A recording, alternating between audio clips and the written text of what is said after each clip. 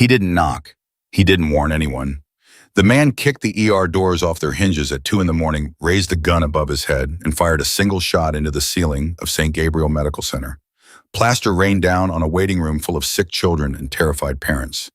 He screamed at the top of his lungs that the next bullet was going into the first person who moved. A mother threw herself over her infant. A doctor dropped to his knees with his hands up. Every trained medical professional in that room, every person hired to stay calm under pressure, collapsed into panic in an instant. Every single one of them, except her. She didn't duck. She didn't scream. She just turned around and looked at him, and something in her eyes made him stop. If this story already has you on the edge of your seat, hit that subscribe button right now and follow along with me until the very end. Drop a comment telling me what city you are watching from. I want to see just how far this story has traveled. Part 1.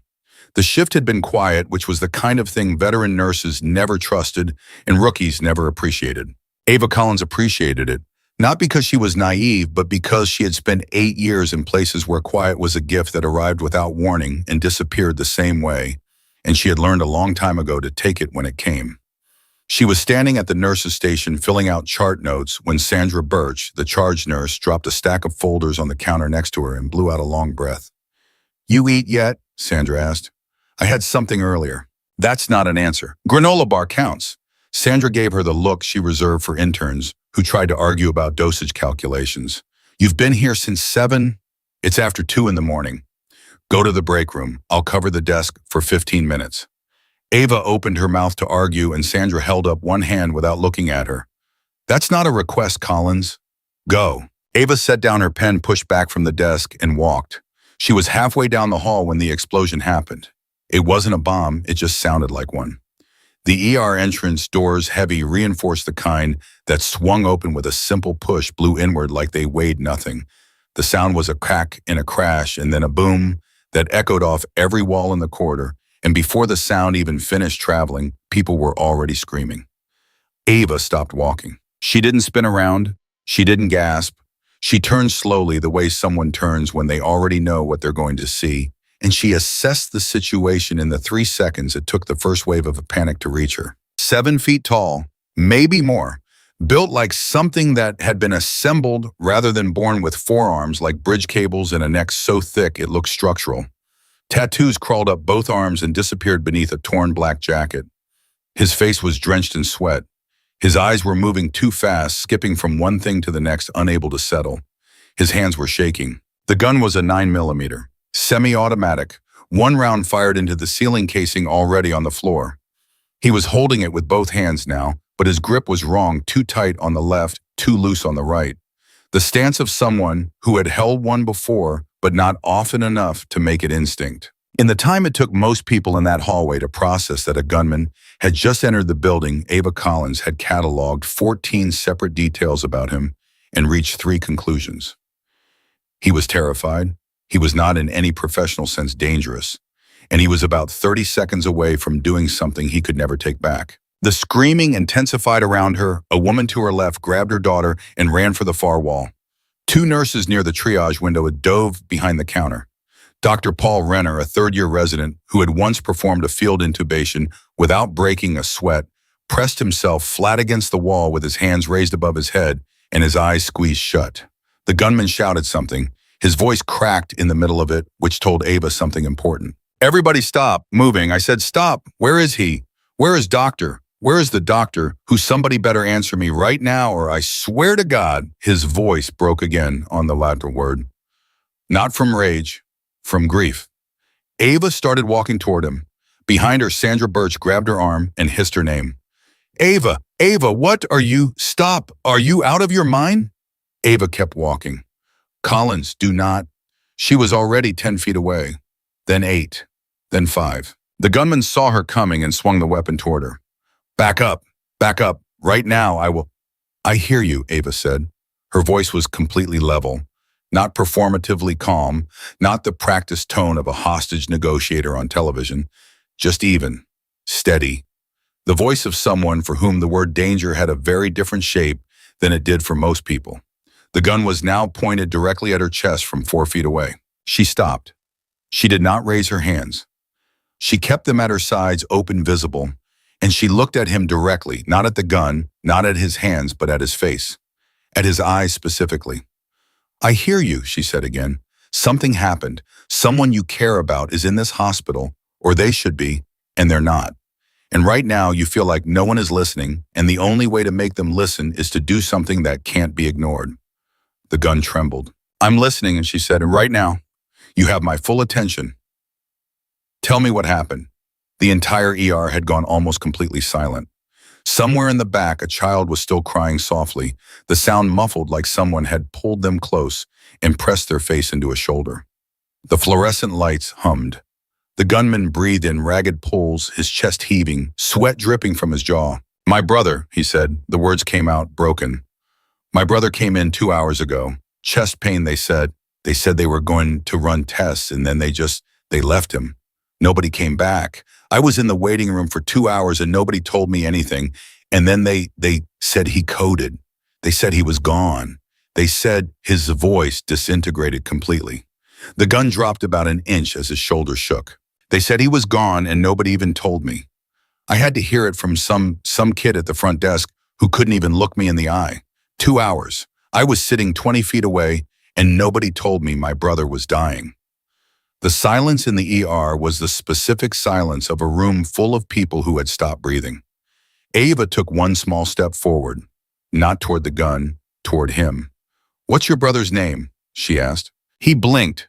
Whatever he had been expecting her to say, it wasn't that. What? Your brother? What's his name? His chin dropped. His whole enormous body seemed to sag downward like the bones inside had gone soft. Daniel, he said. His name is Daniel. How old? 34. A breath. He was 34. And you're Marcus? He said his own name like it surprised him. I'm Marcus. Marcus. She said it back to him in exactly the same register he had used without pity and without distance. I'm so sorry about Daniel. What happened to him was not okay. The way you were treated tonight was not okay. That is the truth, and I am not going to stand here and pretend otherwise just to get you to lower that gun. Something shifted in his face. He had been braced for the opposite, for the calm, professional tone that said nothing real, that moved around grief like it was an obstacle. But, she continued, I need you to hear me right now, Marcus, because I am talking to you and not through you. There are people in this room who are sick. There are children behind you who are scared. And whatever happens in the next 5 minutes, Daniel is still gone. Lowering that weapon doesn't change what happened to your brother, but it does change what happens to you. And I think Daniel would care about that. The gun lowered another 3 inches. From the nurse's station, Sandra watched with her hand pressed over her mouth and her phone in her other hand, the security extension already dialed but not yet called. She had worked in emergency medicine for 19 years. She had seen panicked family members. She had seen violent patients. She had seen a man come in once with a knife embedded in his shoulder who was somehow still fighting with the paramedics. She had never seen another nurse walk toward a drawn weapon and hold a conversation. Marcus's arm dropped another inch. His breath was still ragged, but the quality of it had changed. The sharp animal edge of it was beginning to dull. Then the second door opened. It wasn't the ER entrance.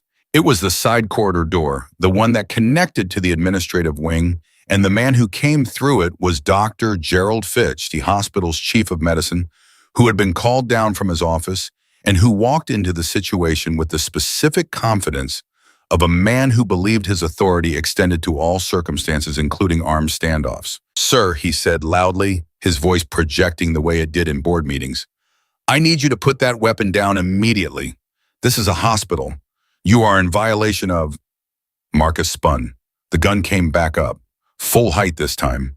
Everything that had been built in the previous 4 minutes collapsed in an instant. You! Marcus's voice lost all the grief and filled with something else entirely. Raw, uncontrolled fury. You're the one who let him die. You're the one who left him in there without anyone. Sir, I assure you, I had no knowledge of... Don't. The word came out like a bullet. Don't you stand there and tell me you had no knowledge. His name was Daniel Warren, and he came in at midnight and he sat in an intake room for 45 minutes before anyone... Dr. Fitch's expression flickered. A tell. The smallest possible tell the kind of person had to know how to read to catch. Ava caught it. Marcus caught it too. You knew, Marcus said. His voice dropped to something almost quiet, which was somehow more frightening than the screaming. You knew something went wrong and you're standing here anyway. I am trying to manage a very volatile. Don't talk to me about volatile. Marcus stepped forward. His hand had stopped shaking. That was the part that worried Ava. Shaking hands meant fear. Steady hands meant decision. She moved, not toward Marcus, toward Dr. Fitch. She stepped directly in front of him, putting her body between the physician and the gun, and turned back to face Marcus. Fitch made a sound of protest behind her, and she spoke over it without raising her voice. Marcus, look at me. Look at me. He did. His eyes found hers, and something in the lock of that contact held. I know what that look on his face means, she said, but you know what it means. We're going to deal with that. I promise you that whatever happened to Daniel tonight, it is not going to disappear into a filing cabinet.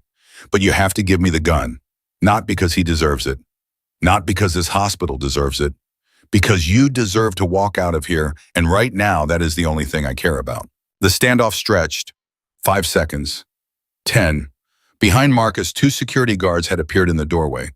Ava caught the motion in her peripheral vision and gave the smallest possible sideways shake of her head. They stopped. Marcus's jaw worked silently. His eyes were red. His hand was still steady on the weapon, but something behind the steadiness was cracking. He was the only family I had left, he said. The words were barely audible. He was it. That's it. I know, Ava said. I know. The gun came down slowly, all the way down until his arm hung loose at his side and the weapon dangled from fingers that had gone limp. He didn't drop it, his grip never fully released, but his body curved inward, like a building collapsing in slow motion, and a sound came out of him that had nothing to do with rage and everything to do with a man who had been holding something unbearable for 2 hours and had finally run out of strength. Sandra Birch, who had waited the longest 19 years of her career behind that desk, finally called security. 3 of them came through the doors, professional, efficient, trained. They moved toward Marcus, and he didn't resist. He let them take the weapon. He let them put him against the wall. He made no sound except for the ragged, broken sound of someone who had lost the last person who knew their name. Ava watched. Dr. Fitch straightened his jacket and cleared his throat and said something about protocol. She didn't hear most of it. She was already walking toward Marcus, who was being held against the wall by 2 guards, while the 3rd called for law enforcement. His brother died tonight, she said to the nearest guard. His name is Marcus. He's not a threat. He's in crisis. Ma'am, I need you to step back. He needs to sit down. He needs water. And when the officers arrive, I want to be the one who talks to them first. Can you give me that? The guard looked at her, then at Marcus, then back at her. Something in her face apparently settled the argument because he nodded once and stepped back 2 inches. Dr. Fitch appeared at her elbow. Miss Collins, I need to speak with you privately. In a minute. Now, please. Doctor. She turned and looked at him with the same direct, unhurried attention she had given Marcus. I said in a minute. There is a man in crisis in front of me, and he is my patient right now. Unless something in this building is on fire, you can wait. Fitch's mouth opened, closed. He stepped back. Sandra appeared beside Ava with a cup of water and a blanket which she had retrieved from somewhere with the quiet efficiency of a woman who had been doing this job long enough to know what was needed before anyone asked. She handed them to Ava without a word. Ava took them to Marcus. He was sitting now, his back against the wall, his head down. She crouched in front of him and held out the water. Marcus, he looked up. His face was a wreck. Drink this. He took the cup. His hands were shaking again, which was good. Shaking meant fear, and fear meant survival instinct, and survival instinct meant he was still in there somewhere. What's going to happen to me, Hatim, he asked. Officers are coming. They'll take a report. You'll be taken in for evaluation. Given what happened tonight, what really happened, the full picture, you have options. You have people who can speak for you, including me. You don't even know me. I know Daniel mattered. She held his gaze. That's enough to start. He looked at her for a long moment with something complicated in his expression. Not gratitude, exactly. Not trust, exactly. But the beginning of something that might become one or the other given enough time and enough honesty. Who are you, he asked. She didn't answer right away.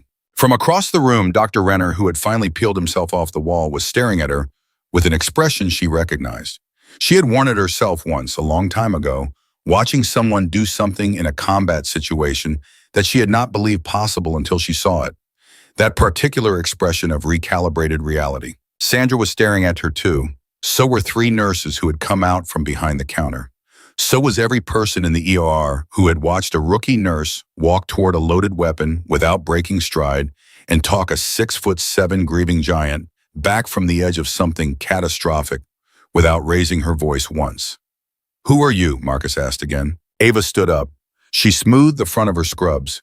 She looked at the room, at all of it, all the faces, all the open mouths, all the questions that hadn't found their shape yet, and she felt the familiar weight of a secret that was going to have to become a little less secret before the night was over.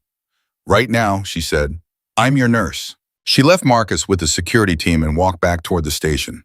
The ER had begun the slow, jangled process of returning to something like function. Someone had restarted a monitoring alarm that had been silenced. A crying child had stopped crying. Two nurses were back at their posts, moving with the particular jittery efficiency of people redirecting adrenaline into action. Dr. Renner fell into step beside her. He was younger than her by 3 years and had always treated her with the mild condescension of someone who assumed his medical degree was a permanent credential of superiority in all situations. He wasn't condescending right now. That was... He stopped. Tried again. "How did you..." He needed someone to listen. "Ava, there was a gun pointed at your face." "I know. And you walked right up to..." He ran a hand through his hair. "I've been in emergency medicine for 3 years." I froze. I completely froze. "You walked toward him." She stopped walking and turned to look at him. "Dr. Renner, you froze because you're human. That's not a failure, that's biology. Threat response is a physiological event, not a moral one. Don't make it mean something about who you are." He stared at her. "How do you know that?" She held his gaze for exactly 1 beat. "Experience," she said and kept walking. Dr. Fitch was waiting for her at the nurse's station. He had his arms crossed and his administrative face, in which was the face he wore when he wanted to communicate authority through posture because the actual conversation was going to be uncomfortable. "Miss Collins," he said, "I want to debrief on what just occurred." "Of course," she said, "but first I need to ask you something and I need you to answer me honestly." He blinked. "Excuse me. Daniel Warren, the patient who presented tonight with chest pain, what happened?" Fitch's jaw tightened. "That is a matter for internal review." "What happened to him?" she repeated. Her voice didn't rise. It didn't have to. A long silence. "There was a delay in assessment," Fitch said finally, each word chosen with the care of a man already composing a legal defense. "A staffing situation complicated the triage process. By the time the attending reached the patient, his condition had deteriorated significantly. He was left in an intake room.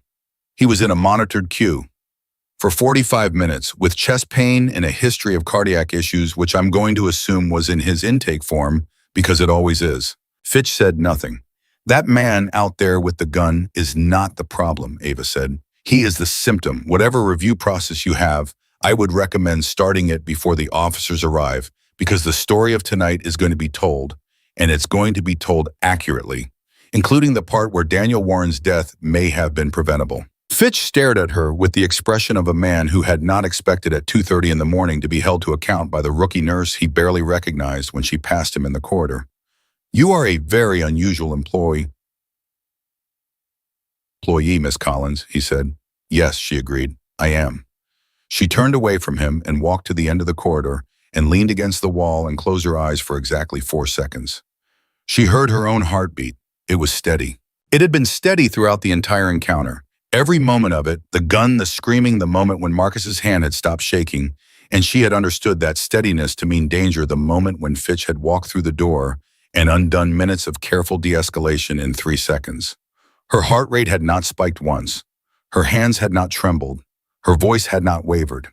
She opened her eyes. Sandra was standing a few feet away, watching her with the patient, appraising attention of a woman who had spent 2 decades watching people under pressure and learning who they really were by what they did when things went wrong. "You want to tell me what that was?" Sandra said. "A crisis situation. We handled it." "We." Sandra's eyebrow went up. You mean the part where you walked toward a loaded weapon by yourself, while every single other person in this building, including physicians with advanced degrees, ran the other direction? Someone had to. Ava. Sandra's voice lost its professional edge and became something quieter. I've been in emergency nursing for 19 years. I have seen a lot. I have seen courage and I have seen stupidity, and I have seen people who confuse the two. What I saw you do tonight was neither one. That was something else. Ava looked at her. That was training, Sandra said. Specific, serious, not from a textbook training. The kind that doesn't come from nursing school. She paused.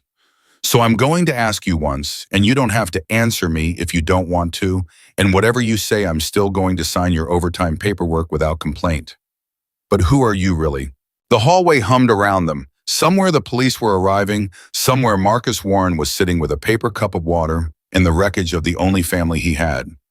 Somewhere a man named Daniel Warren was in a drawer, and the answers to why were about to become very important to a very large number of people. Ava Collins looked at Sandra Birch, at the steady, intelligent, unfrightened face of the woman who had handed her a blanket and a cup of water without being asked, and had not once in the chaos of the past 20 minutes behaved as anything less than entirely herself and made a decision.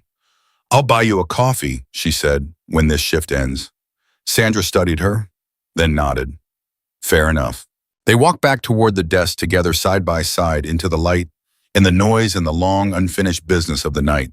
The officers arrived in pairs the way they always did in hospitals, one to manage the situation, one to manage the paperwork, and both of them moving with the practiced efficiency of people who had been to enough crisis calls to know that the most dangerous part was usually already over by the time they got there. The lead officer was a woman named Detective Rita Campos, mid-40s, with the kind of face that had stopped being surprised by human behavior sometime in her third year on the force. She came through the ER entrance with her badge already out and her eyes already moving, cataloging the room with a professional sweep that landed eventually on Ava. She walked directly to her. You're the nurse who approached the subject, she asked. Yes. Alone. Yes. Campos looked at her for a moment with an expression that wasn't quite admiration and wasn't quite suspicion, but existed in the specific territory between the two that good detectives occupied when they encountered something that didn't fit the expected pattern. Walk me through it, she said. Ava walked her through it. She was concise, specific, and careful about the order in which she presented the facts. She did not editorialize. She did not perform. She gave Campos the timeline, the behavioral assessment, the de-escalation approach in the exact moment when Dr. Fitch's arrival had destabilized the situation, and she presented all of it in the same even register she had used throughout the entire incident. Campos listened without interrupting. When Ava finished, the detective clicked her pen twice and looked at her notes. Then she looked back up. You said he was not dangerous in any professional sense, Campos said. What does that mean in any professional sense? It was a precise question. Ava recognized the precision and respected it. It means his threat profile was grief-driven, not predatory. He didn't come in with a plan to hurt anyone. He came in because he was out of options and out of control, and the people in this building had failed his brother in a way that was going to haunt him for the rest of his life. The weapon was a way of being heard, not a way of causing harm. Campos's pen had stopped moving. That's a very specific behavioral read for a nurse. I've had training, Ava said, in crisis response. What kind of training? A pause, not long, not evasive, just the pause of someone choosing which door to open. The kind that taught me what it looks like when someone is about to do something permanent versus when they're about to break, she said. Tonight was the second kind. Campos studied her for another moment. Then she wrote something in her notebook and moved on, which was the detective equivalent of filing something away for later. Dr. Fitch reappeared at the edge of the conversation with his arms still crossed and his expression arranged into what he clearly believed was the face of cooperative institutional authority. Campos turned to him and began asking questions about Daniel Warren, and Ava listened to his answers with a specific and focused attention. He used phrases like standard triage protocol and resource allocation challenges and staffing variables in a way that was technically truthful and substantially dishonest. And with each answer, the specific quality of Campos's listening sharpened by a degree. Sandra appeared at Ava's elbow. His family is here, she said quietly. Daniel Warren's family. His wife was called 20 minutes ago. She's in the family room. Ava looked at her. Who told her? The resident on duty, Renner. How is she? Sandra's face gave the answer before she could. I'll go, Ava said. She walked through the door that connected the ER to the family consultation room without announcing herself, without preparing a speech. The woman inside was sitting in one of the chairs with her coat still on her hands folded in her lap, and she was not crying. She was in the part of grief that comes before crying, the hollow, airless part where the information has arrived but the self has not yet agreed to receive it. Her name was Christine Warren. She was maybe 32 with dark circles under her eyes that predated tonight and a wedding ring that caught the light when she moved her hands.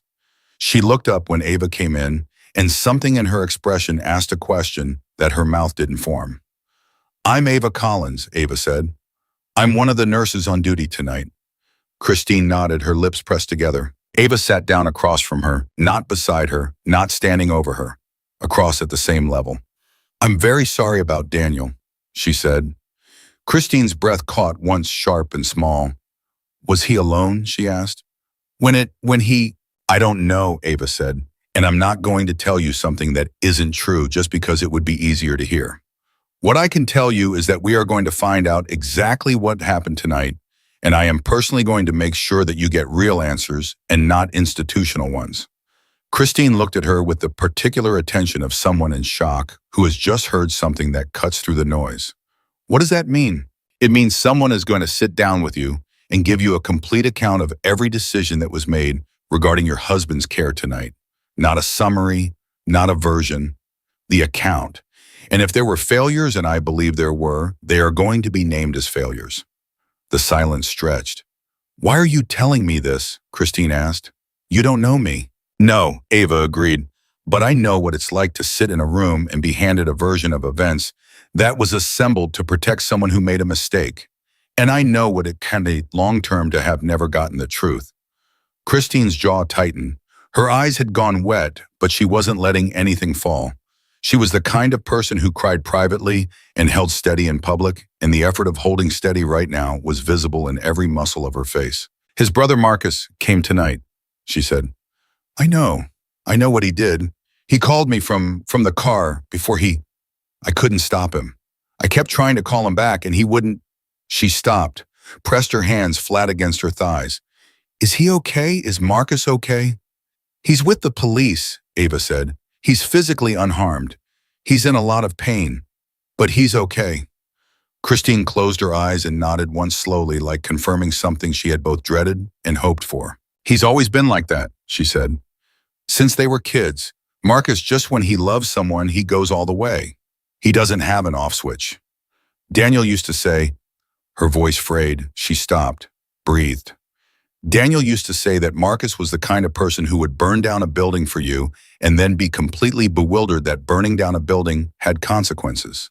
Despite everything, despite the hour and the weight of the night, Ava felt something move through her at that. The specific, bittersweet accuracy of it, the kind of sentence that took a whole person and held them up to the light. Marcus is going to need support, Ava said, legal and otherwise. I can point you towards some resources when you're ready. Christine opened her eyes. Why are you doing this? You're a nurse. This isn't... She paused. This isn't what nurses do, not like this. Ava met her gaze. What nurses do, she said carefully, is a bigger category than most people give it credit for. She left Christine with a social worker who had appeared with the unhurried competence of someone who understood that presence mattered more than words in rooms like that one. And she walked back into the ER corridor and nearly collided with Dr. Paul Renner, who had apparently been waiting for her just outside the door. He was holding a tablet, and his expression was the particular combination of unsettled and determined that meant he had found something and was not sure he should have looked for it. Can I talk to you? But he said, you already are. I mean privately, not here. He glanced down the hallway, not where Fitch can see. That got her attention in a way that was specific and immediate. She followed him to the supply corridor, the one between the medication room and the linen storage, which smelled like clean cotton and industrial antiseptic, and which had no cameras due to a maintenance issue that had reportedly been on the facility's work order for 8 months. I pulled Daniel Warren's chart, Renner said, his voice low. I know I'm not the attending on this. I know it's not technically my case, but after everything tonight, I needed to understand what actually happened. Ava waited. He presented at 11:58 with substernal chest pain, diaphoresis, shortness of breath. History of hypertension, smoker BMI 41. Classic MY presentation. Textbook. Renner's jaw was tight. He was triaged as a level 3. Ava went very still. He was triaged as a 3. Level 3, urgent but not emergent. The intake nurse flagged the cardiac risk factors, but the system kicked him to the standard queue because there were 2 trauma cases ahead of him and a full board. There's an override protocol for suspected cardiac events. Yes. Was it initiated? Renner looked at her. His silence was the answer. Who was the triage nurse? She asked. Someone named Baxter. He's been here 6 years. He's good. He's usually good. But tonight the board was a disaster and Fitch had sent 2 nurses home early because the early part of the shift had been slow and he was managing overtime costs and Renner stopped himself. His hand went through his hair. Daniel Warren sat in intake room 4 for 51 minutes before anyone went back to reassess. When they did, he was in V-fib. They coded him for 22 minutes. The air between them was very heavy. 22 minutes, Ava said. They got him back briefly. 6 minutes of sinus rhythm. Then he went again and they couldn't bring him back. The thing about information like this, the thing Ava had learned in a career that predated nursing by a decade, was that it had weight. Not metaphorical weight, actual physical weight that settled into the body when you received it, that had to be absorbed before you could move again. She absorbed it. 4 seconds. Then she moved. This needs to go to risk management tonight, she said. Not tomorrow, tonight. And Christine Warren needs to have access to this chart independently through her own legal representation before the hospital has a chance to manage the narrative. If I do that, Renner said, and he didn't finish the sentence, but he didn't have to. I know, she said. I know what it costs. I'm not asking you to do it. I'm telling you what should happen and letting you make your own decision. He was quiet for a moment. Young, she thought. Not inexperienced exactly, but still in the stage of his career, where he believed that institutions, when genuinely confronted with their failures, would do the right thing. She remembered being that age more or less. She remembered what it had cost her to stop believing it. You know what I keep thinking about, he said. The way you walked up to him, to Marcus, the way you assessed the whole situation in about 3 seconds and then just moved toward the problem. He looked at her directly. I've been trying to work out if I've ever seen someone do that. Actually move toward a threat without hesitation. And I can only think of one category of person who moves like that. Ava said Ava said nothing. I looked up your file, he said. After, while everything was still happening and I was trying to process it, your personnel file. And it's clean, completely clean. RN licensure nursing school in Virginia, 2 previous hospital positions. Nothing unusual, nothing that explains tonight. He paused. There's a gap, though. 5 years between your undergraduate degree and nursing school, 5 years with nothing in your file. She held his gaze. People do different things in their 20s. Sure. He nodded slowly. They do. Another pause. I'm not going to push it. That's your business. But I want you to know that whatever those 5 years were, whatever it is you're not putting in your personnel file, what you did tonight kept people alive, including me, probably because I was in the direct line of the weapon when it first went off, and I was completely useless, and you were the reason he didn't panic further. He straightened. So, thank you, for whatever that's worth at 2:45 in the morning. The sincerity of it landed somewhere it wasn't supposed to. She was accustomed to gratitude in clinical settings. Thank you for the medication.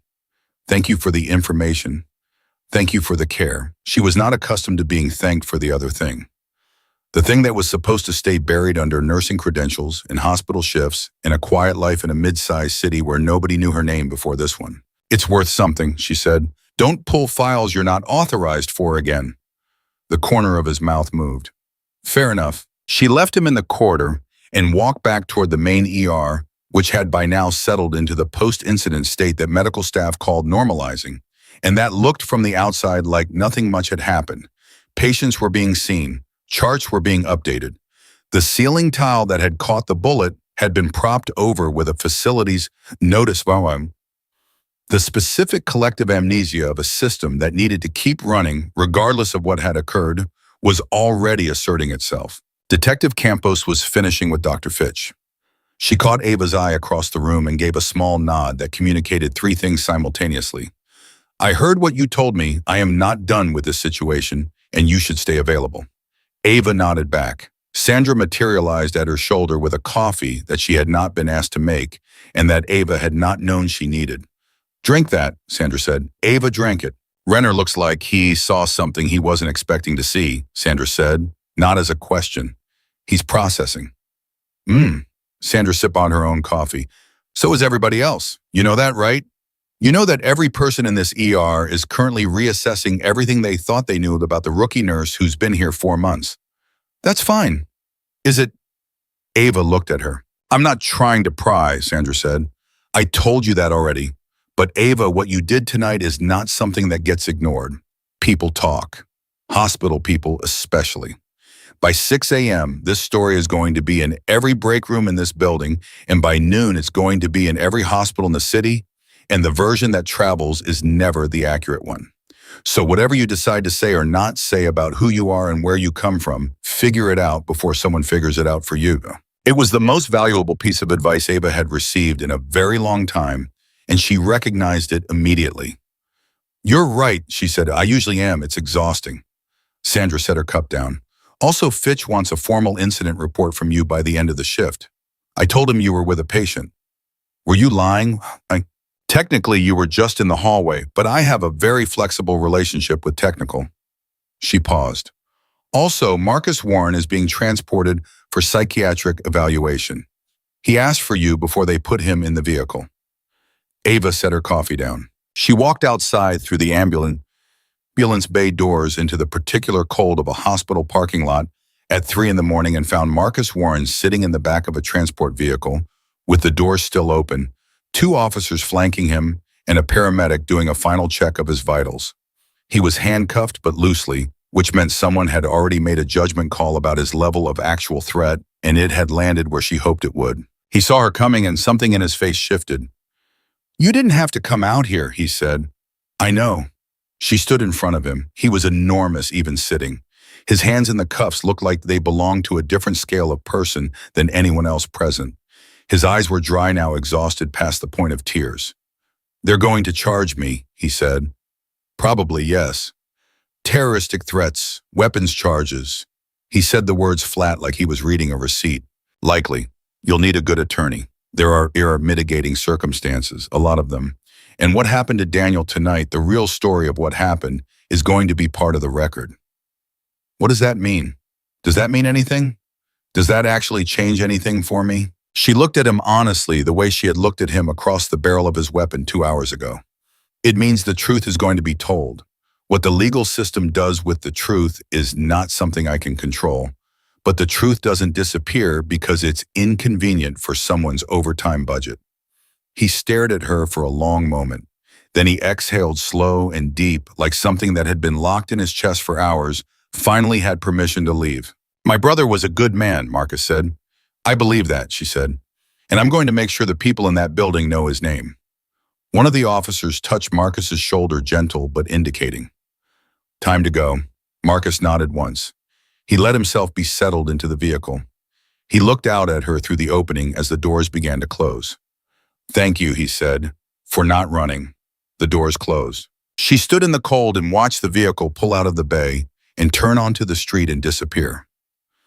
Then she stood there for another moment in the specific quiet that follows something enormous, something that has rearranged the furniture of an entire night, and she let herself feel the weight of it completely before turning around and walking back inside. She had 3 hours left on her shift. There was charting to finish, an incident report to write, and a conversation to have with Detective Campos that was going to require a version of honesty she had been carefully avoiding for 4 months. She also had a promise to keep to a woman named Christine Warren, which meant that before this night was over, she was going to have to walk back into Dr. Fitch's professional radius and have a conversation with him that neither of them was going to enjoy. She pushed through the ambulance bay doors. The ER received her back into its noise and its light and its relentless forward motion. Sandra looked up from the desk. You good getting there, Ava said. She picked up her pen. She opened the chart. She began to write. And at the other end of the hallway behind a closed office door, Dr. Gerald Fitch was on the phone with the hospital's legal department, and the conversation he was having was not one he would ever allow to be recorded. Because in 2 hours when the morning shift arrived and the administrative day began, he was going to need the version of events to be already assembled, already coherent, already shaped into something that protected the institution rather than the patient. He did not know yet that Ava Collins had already anticipated this move. He did not know yet what she was capable of. By the time he found out, it would be too late to change the story.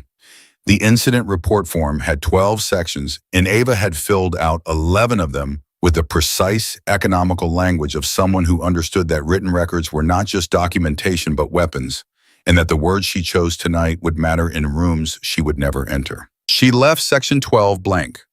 Section 12 asked for a personal assessment of contributing factors. She was going to fill it out, but she was going to fill it out correctly, and correctly required information she did not yet have in writing. She saved the draft, closed the file, and walked down the hall to the medication room, where she knew from 4 months of shift patterns that the night pharmacy tech, a quiet man named Gerald, who wore the same cardigan every Tuesday and Thursday, would be restocking the cabinet at this hour and would not ask her questions she didn't want to answer. She was wrong about the questions. Heard what happened, Gerald said without looking up from the shelf. Heard you walked right up to the gun. Somebody had to. He placed a row of syringes with the careful attention of a man who treated small tasks with the same respect he gave large ones. My grandson's in the Navy, he said. 2nd year. I know that look is all. Ava turned to look at him. He finally looked back. His face was entirely without agenda. Not my business, he said and went back to the shelf. She stood there for a moment in the particular silence that follows an observation so accurate it doesn't require a response, then gathered what she came for and walked back out. The ER at 4 in the morning had its own specific rhythm. The acute cases from the night had either stabilized or escalated. The waiting room had thinned to a handful of people moving through the low patient misery of non-emergency complaints. 2 nurses were doing charts. Renner was on the phone with a consulting physician, his voice low and clipped, covering a head laceration in Bay 3. Sandra was at the center desk doing 3 things simultaneously, which was her default state. Campos called from the precinct, Sandra said when Ava sat down. She wants you to come in tomorrow afternoon. Not a formal interview. She said to tell you it's a conversation. It's always a conversation until it isn't. That's what I said. Oh, I did. Sandra slid a printed form across the desk. Also, this came through from administration. Fitch wants all incident-related documentation submitted to legal before 6 a.m., not risk management. Legal. Ava looked at the form, looked at the routing address, looked back up at Sandra. He's already moving. He moved the second the police car left the parking lot. Sandra's voice was even, but her eyes were not. I've seen him do it before. 2 years ago, we had a medication error that could have killed a 70-year-old woman. By the time risk management opened their files, the narrative was already written. What happened to the patient? She survived. No thanks to the process. Sandra paused. What happened to the nurse involved is a different story. The weight of that settled between them. Christine Warren, Ava said, has anyone told her she should have independent legal representation before she talks to anyone from this hospital? That's not technically our role. I know what our role technically is. Sandra looked at her for a long moment. The social worker on call is Diane Marsh. She's good. She knows the difference between supporting a family and managing them on the institution's behalf. If someone were to have a conversation with Diane in the next 40 minutes, Diane would know what to do with the information. Ava stood up. Where's Diane? Family consultation room 2, still with Christine Warren. She was already walking. The conversation with Diane Marsh took 6 minutes. Diane was exactly what Sandra had described, a woman who had built her career around the distinction between genuine support and institutional theater, and who received what Ava told her with the focused attention of someone who understood exactly what was at stake and why the timing mattered. She asked 2 clarifying questions. She made 1 phone call quietly while Ava waited. Then she looked up and nodded once. I'll take it from here, Diane said. Walking back out into the corridor, Ava passed the closed door of Fitch's office and heard faintly his voice still on the phone. The cadence of it was the cadence of someone assembling an argument, not reporting facts. She noted it and kept walking. Renner was waiting at the end of the hall. He had his coat on, which meant his shift was technically over, but he was standing with the posture of someone who had decided not to leave yet. Fitch pulled me into his office 20 minutes ago, he said without preamble. Ava stopped. For what? He asked me what I accessed on the Warren chart. He didn't ask it directly. It was framed as a routine post-incident review, but that's what he was asking. He wanted to know what I saw and who I talked to about it. What did you tell him? I told him I reviewed the chart as part of standard continuity of care and that my findings were consistent with the official intake record. Renner's jaw was tight, which is technically true, and completely evasive. Good. Is it? He met her eyes. Because what I found on that chart is not consistent with standard care. And if I sit on it, you're not sitting on it, she said. You're giving the right people time to get into position before the wrong people lock the doors. She held his gaze. How long have you been in medicine? 3 years as a resident. Before that, 4 years undergrad, 4 years med school. And in all of that, did they teach you that institutions self-correct when confronted with failure? A long pause. They implied it. They implied it because it sounds better than the alternative. She kept her voice level, not harsh. The alternative is that institutions self-preserve. That's not a cynical statement. It's an organizational behavior observation.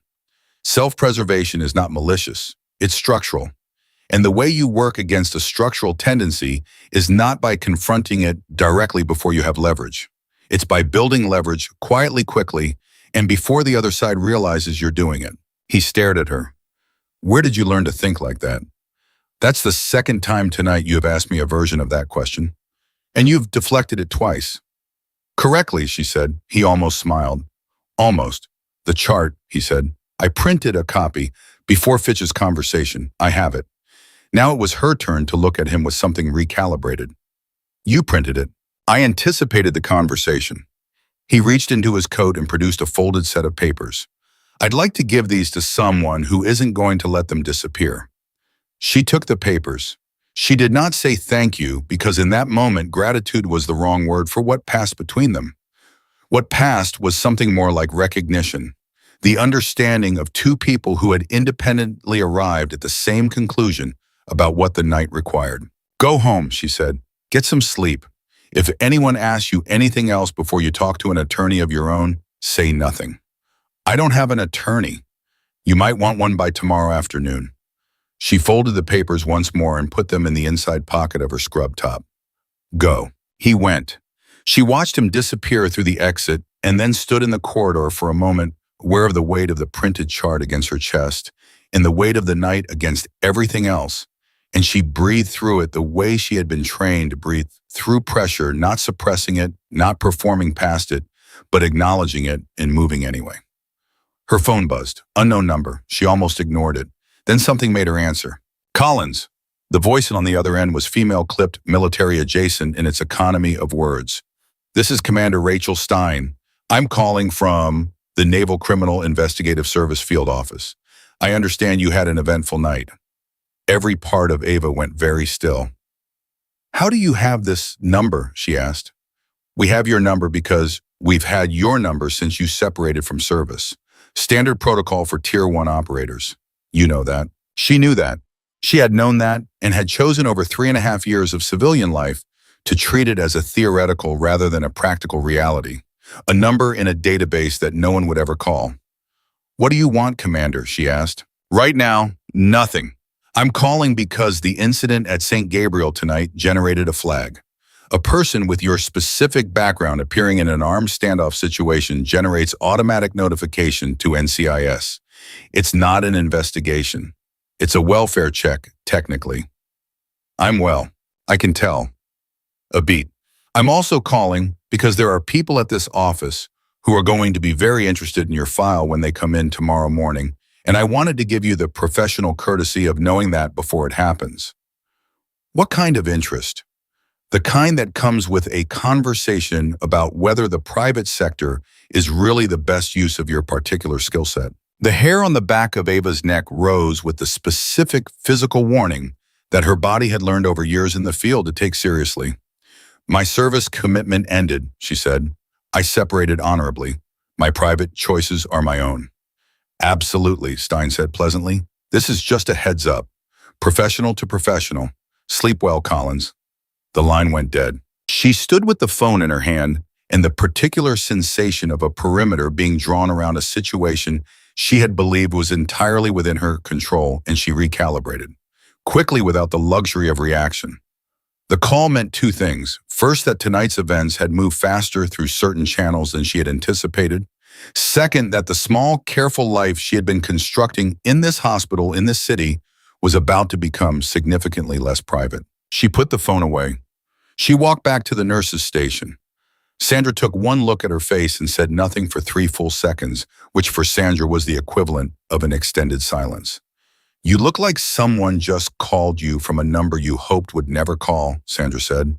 Something like that. Do I need to be concerned? Not on my behalf. Ava sat down. On Fitch's behalf, possibly. The desk phone rang. Sandra answered it, listened for 10 seconds, and set it down. Her expression had changed. Administration is calling an emergency board meeting, she said. 4:30 a.m. Omnidia, Fitch, the CMO Legal and Risk Management. They're meeting about tonight. She paused. And they're meeting without inviting any of the nursing staff who were actually present. Of course they are.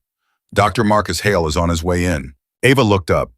Dr. Marcus Hale was the head of the ER, not Fitch, who was chief of medicine and lived in the administrative stratosphere.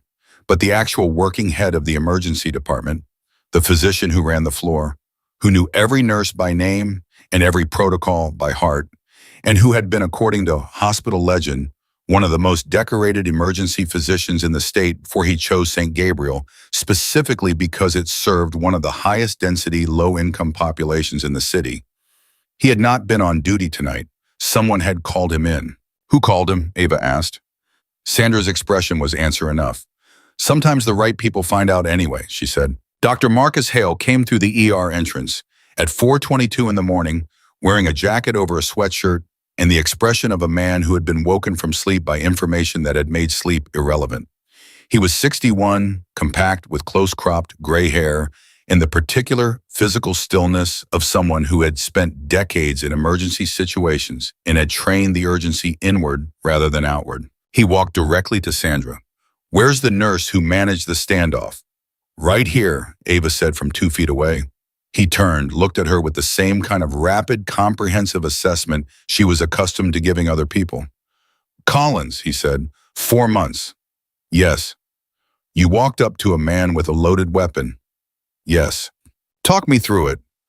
He pulled a chair from behind the desk and sat, which told her immediately that he was not the kind of administrator who conducted conversations from a standing position of physical dominance. He wanted the actual information. She talked him through it, the full version, not the edited one, the behavioral read on Marcus, the de-escalation approach, Fitch's entrance, and the destabilization it caused the recovery, Marcus's surrender. Then the conversation with Christine Warren. Then what Renner had found on the chart. Hale listened the way Campos had listened, without interrupting, with absolute focus, and with the specific quality of attention that distinguished people who were gathering information from people who were managing it. When she finished, he was quiet for a moment. The chart, he said. You have a copy. Yes. How Renner. Hale closed his eyes briefly. Not in disapproval, in the particular expression of a man absorbing the full weight of a situation and what it was going to require of him. Fitch is in a board meeting right now, he said. I know. He's going to have the narrative built before I can get into that room. He's been building it since 3 a.m., Ava said. But the chart is the chart, and Christine Warren now has independent counsel being arranged. Whatever version of events gets assembled in that board meeting, it's going to have to survive contact with the documented record. Hale opened his eyes and looked at her with an expression she recognized from a very specific category of her previous life. The expression of a commanding officer reassessing an asset. How do you know how to do this, he asked. Not the standoff.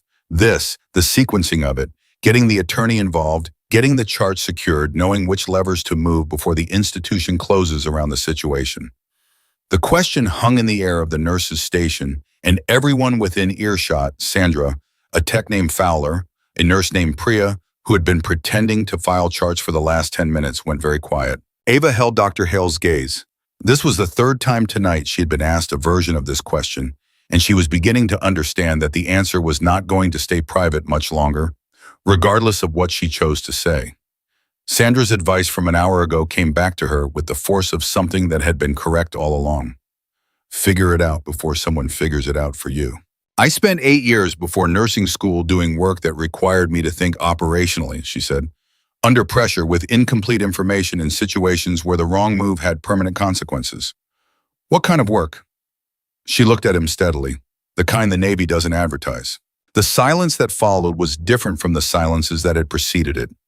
This one had texture. It had the specific quality of a room full of people recalibrating, not just what they knew about Ava Collins, but what it meant that they hadn't known it before.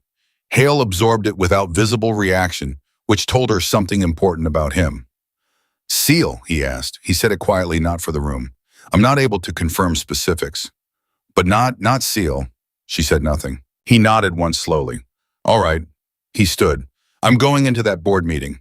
I'm going to need someone to be available by phone for the next 2 hours in case I need the chart referenced."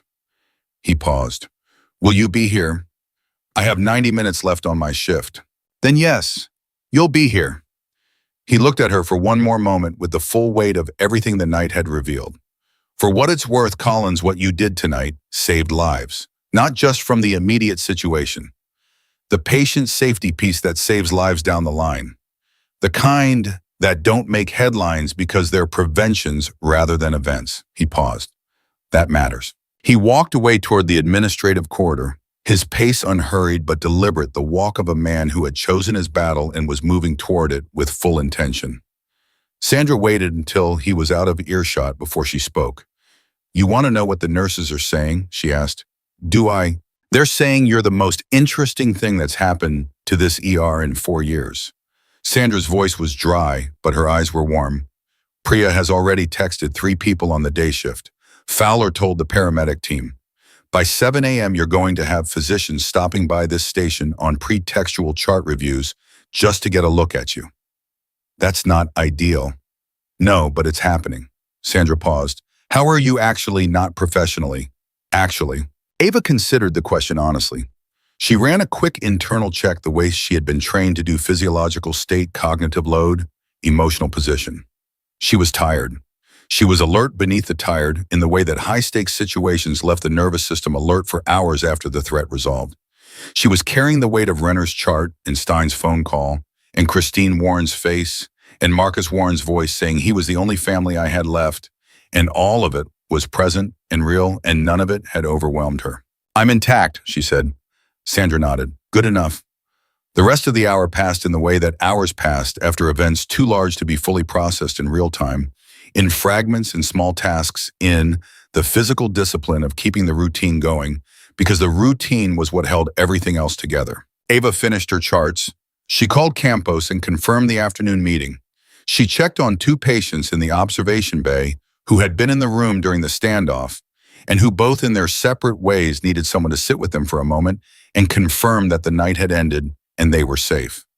She did both of those things without making them feel like a nursing task. At 5:58, with 2 minutes left in her shift, her phone buzzed again. This time it was a text from an unknown number, different from Stein's, containing 4 words. "We need to talk." Attached to the text was a photo.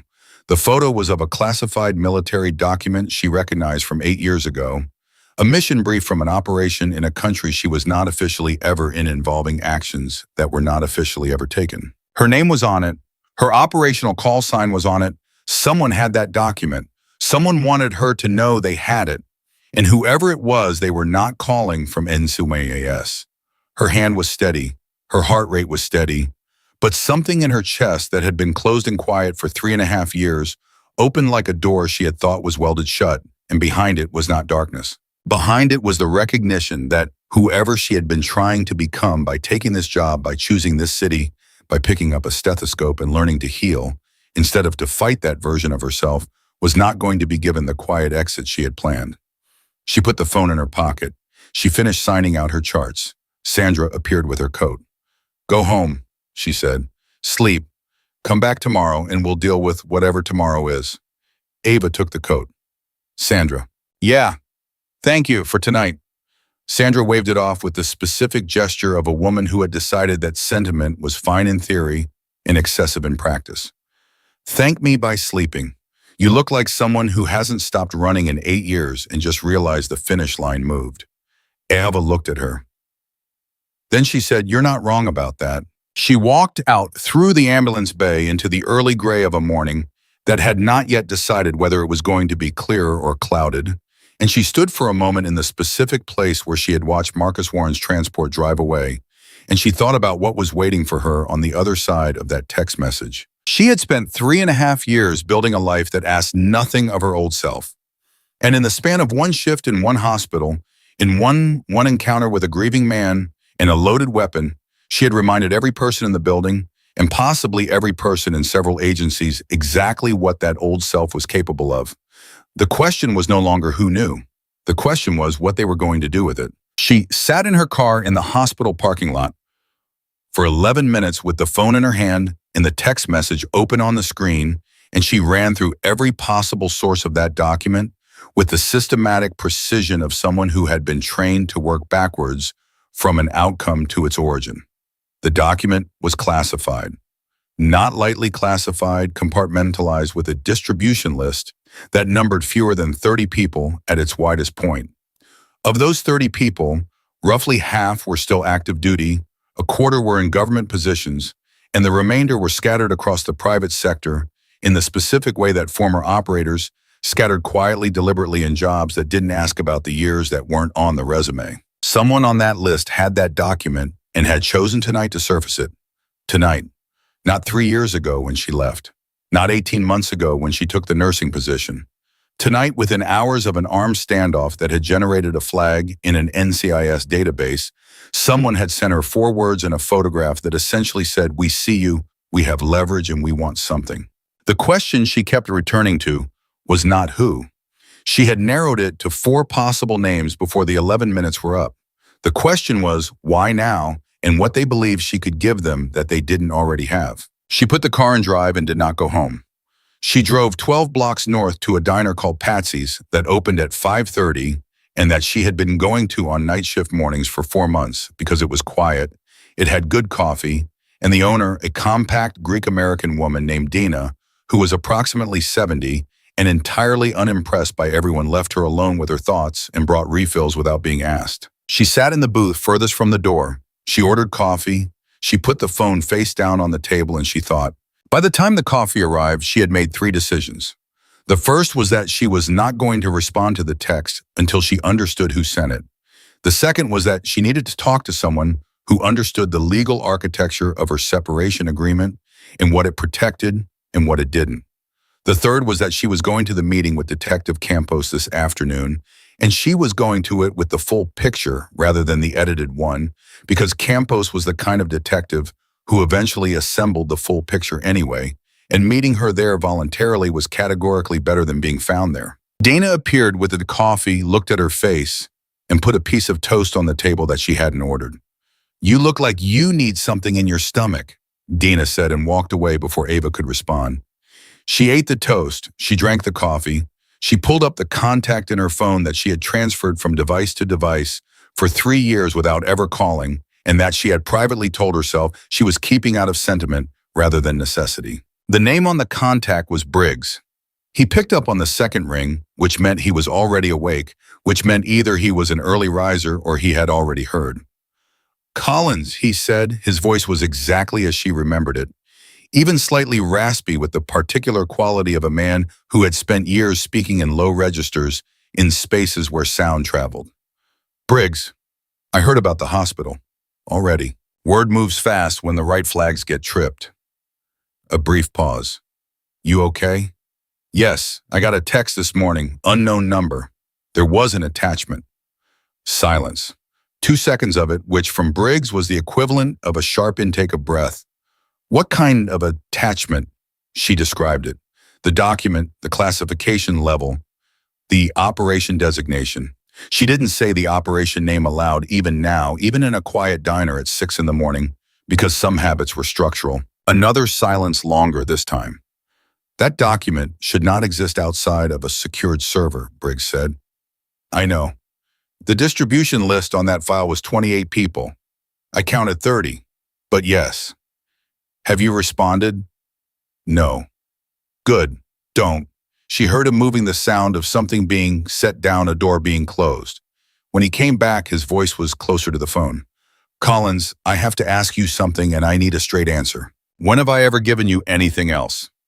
The night in Bahrain you told me the exfil wrote was clear when you hadn't fully. That was a tactical assessment under time pressure, and we made it out, Briggs. Barely. A beat, and she could hear him almost smiling despite everything. Okay, straight question. The hospital situation tonight, was it random? Were you there by chance or did someone place you there? The question landed with specific weight because it was the right question. The question that, if she were running an operation rather than living a life, she would have asked herself before anything else. I've been at that hospital for 4 months, she said. The timeline doesn't support placement. The standoff was random. The gunman was a grieving family member, not an asset. But the flag it generated wasn't random. No. And the text came fast, within hours of the incident. Yes. Briggs was quiet for a moment. Someone was watching your flag, he said. They had an alert set, which means they knew you were there before tonight and they were waiting for you to surface. The implication settled into her with the cold, clear accuracy of information she had already half assembled but hadn't wanted to name. They knew who I was and where I was before the standoff. That's my read. And the standoff gave them a public moment, something they could use as a pressure point. Leverage, Briggs said. They're not threatening to expose you. They're reminding you that they can. There's a difference. Exposure is a punishment. A reminder is an invitation. To what? That's what do we need to try to figure out. She heard him pulling something across a desk. I'm going to make some calls. Old network. I need to find out who's been running queries on your file in the last 6 months because that document doesn't walk out the door without someone actively pulling it. This wasn't opportunistic. Someone built this play. Briggs, she stopped him before he could move further. Before you make those calls, I have a separate situation at the hospital that needs to stay clean. A patient death that may have been negligent. I've been working to protect the documentation and get the family proper representation. I don't want whatever is coming from this other thing to contaminate that. A pause. You took on a cause in the same 12 hours someone surfaced your file. The cause was already there. I just became aware of it. Collins, his voice shifted, you have been a nurse for 4 months. You walked into a hostage situation, de-escalated it, solo secured patient safety, documentation, arranged independent legal counsel for a grieving widow, and identified a likely intelligence operation targeting your cover identity, all in one night shift. He paused. You know what your problem is? I'm sure you're going to tell me. You never learned how to have a quiet life. You think you did, but you don't actually know how. She sat with that for a moment. Outside the diner window, the street was beginning to fill with the early movement of a city coming online, the first delivery trucks and joggers and people with coffee cups, the whole ordinary machinery of a morning that had no idea what the night had contained. Make your calls, she said. I have a meeting with a detective this afternoon. Tell me everything after. I will. She paused. And Briggs, thank you for picking up. You knew I would. She hung up. She finished the coffee. She left Dina a 20 for a $4 cup of coffee because some things were not about the transaction and walked out into the morning. She slept for 4 hours. When she woke, the first thing she did was check the unknown number. Nothing new. Good. They weren't in a hurry, which meant they believed their leverage was secure, which meant they hadn't anticipated her moving as quickly as she had. Small advantage, but an advantage. She showered, changed, and drove to the precinct at 1:45, 15 minutes early, because being early to a meeting was information. Detective Campos noticed. She was standing in the lobby when Ava arrived, and she clocked the timing with the small, precise nod of someone filing it appropriately. She led Ava back through the precinct to a room that was as promised.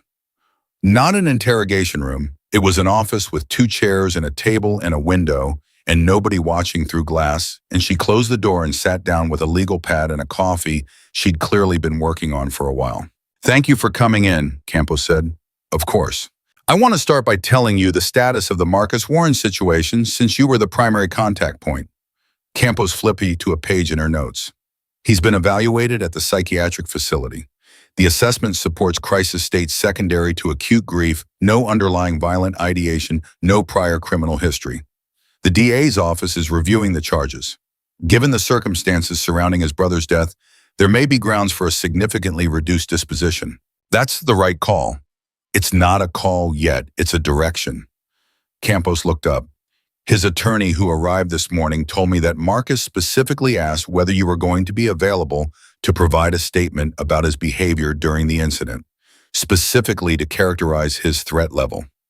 I'll provide whatever statement is useful. Campos nodded and wrote something.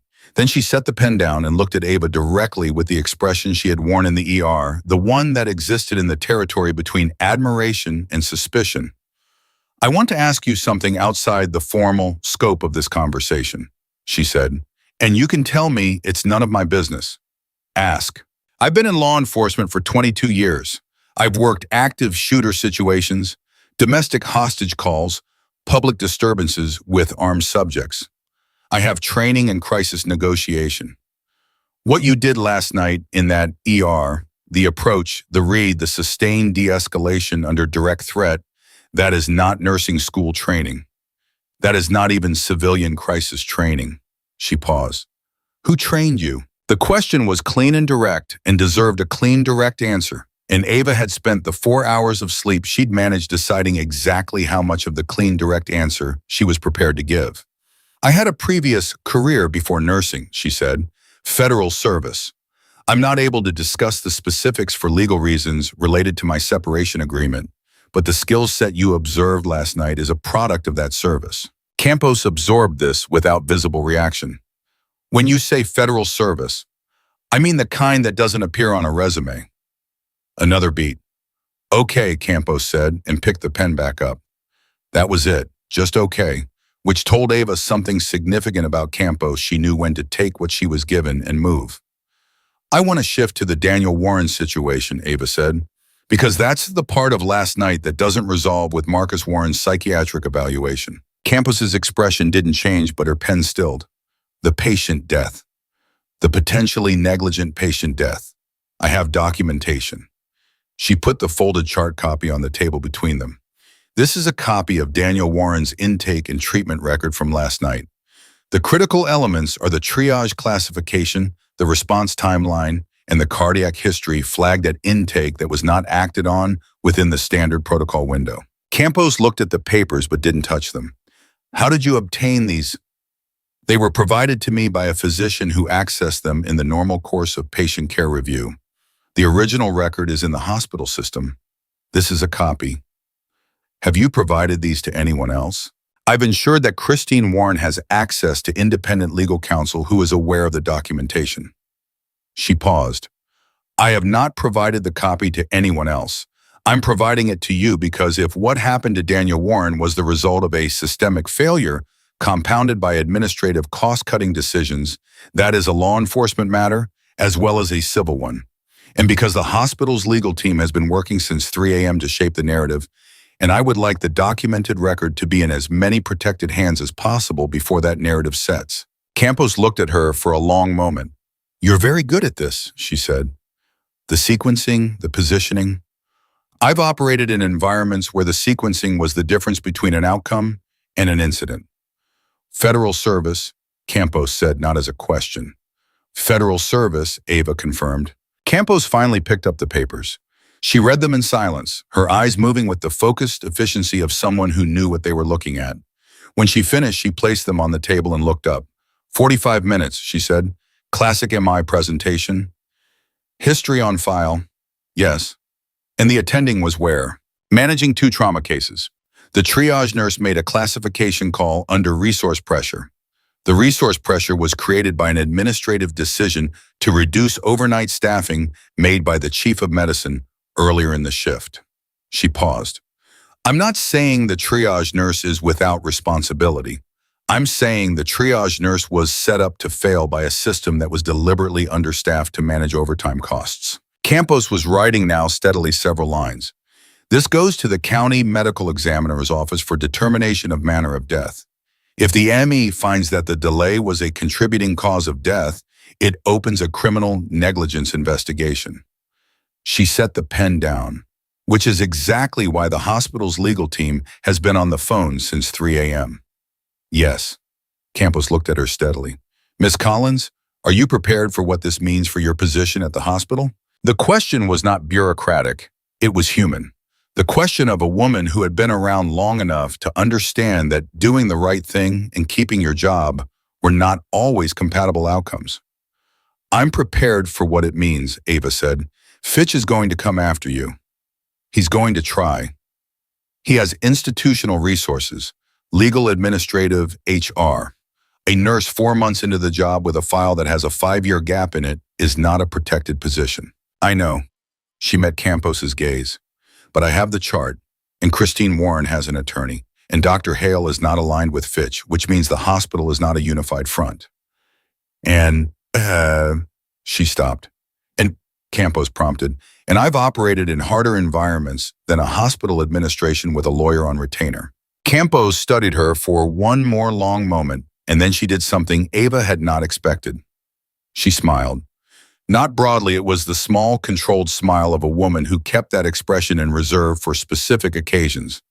All right, she said, let me tell you what I can do from this side. The next 40 minutes were the most productive Ava had spent in a long time, which was saying something, given the 20 hours that had preceded them. Campos knew the county ME well enough to make a call that afternoon. She had a working relationship with the state medical board. She was also, she revealed without fanfare, a personal friend of the attorney that Diane Marsh had connected Christine Warren with that morning, which meant the information chain was shorter and cleaner than Ava had expected. When they finished, Campos walked her back to the lobby. At the door, she stopped. One more thing, she said. Yes, I ran your background this morning. Standard procedure for anyone central to an incident report. She paused. Your nursing record is clean. Your financials are unremarkable. Your address history for the last 3 years is consistent. There is no criminal record. Another pause. There is also a federal seal on a portion of your service history that I could not open with a standard law enforcement query. Ava said nothing. That level of seal, Campos said, is not applied routinely. It requires specific authorization and specific cause. She looked at Ava carefully. You should know that this morning I received a call from a federal agency asking me to forward anything related to your incident report through their office rather than the standard channel. Every muscle in Ava's body tightened in a way that was invisible from the outside. Which agency? They identified as NCIS. Campos held her gaze. But the callback number they provided was not an NCIS registered line. The lobby was suddenly very loud with the background noise of a working precinct, and in the middle of all of it, Ava stood with the precision of someone who had just received information that reorganized every other piece of information she had received in the past 12 hours. Not NCIS, someone pretending to be NCIS, which meant the call from Stein at 4 a.m. was either Stein operating outside her official capacity or someone using Stein's name who knew enough about the system to know Ava would recognize it. What did you tell them? Ava asked. Her voice was steady. I told them I would review the request through standard channels, Campos said, which was the professional equivalent of telling them nothing while appearing to cooperate. And then I ran the callback number through our federal liaison office. She reached into her jacket and produced a card handwritten on the back with a number and 3 letters. That's the direct line to our liaison. If you need to move something through an official federal channel quickly, that's how to do it in this city. Ava took the card. She looked at Campos. Why are you doing this? Campos was quiet for a beat. I told you that I've been doing this 22 years, she said. In that time, I have seen a lot of people in dangerous situations. Some of them put themselves there, and some of them got pulled there, and some of them were just trying to do the right thing in the wrong environment and got caught in the crossfire. She paused. You walked up to a loaded weapon last night to protect a room full of strangers. You spent the rest of your shift protecting a dead man's family from an institution trying to cover its tracks. And you showed up here today on no sleep with documented evidence and a clear head. She looked at her evenly. That's not someone I'm going to make the road harder for. Ava nodded once. It was not a small thing. Thank you. Don't thank me. Go figure out who's running your number and why, and then call me if it becomes a law enforcement matter. She pushed the precinct door open. Because I suspect it might. Ava stepped out. The afternoon had the particular quality of a day that had moved too fast, full of information and motion and stakes, and she stood on the precinct steps and called Briggs. He picked up on the first ring this time. Talk to me, she said. I've got a name, he said. It took me 4 hours and 3 calls. I'm going to need a month to repay, but I have a name. The query on your file, the one that pulled the document, was run by a contractor. Private intelligence firm, former federal employees.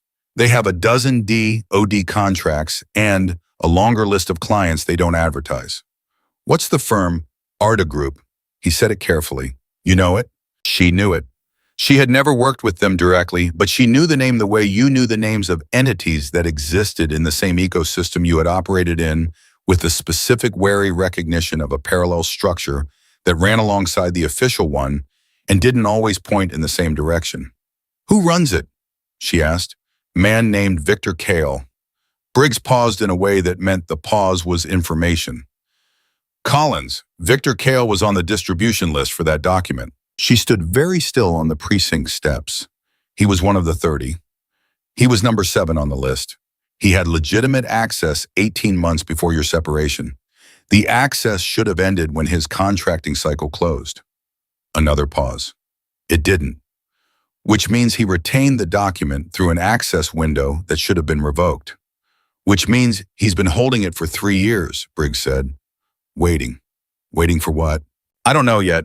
But Collins, a man like Kale, doesn't hold a card for 3 years and play it the morning after a hospital incident unless the hospital incident gave him something. An angle. A reason why you're suddenly useful. She ran back through the night with the specific rapidity of a mind that had been trained to process information at speed. The standoff. The flag it generated. The NCIS adjacent call from Stein. The text. We need to talk. And now Kale sitting on a document for 3 years choosing this morning. He thinks I'm recruitable, she said.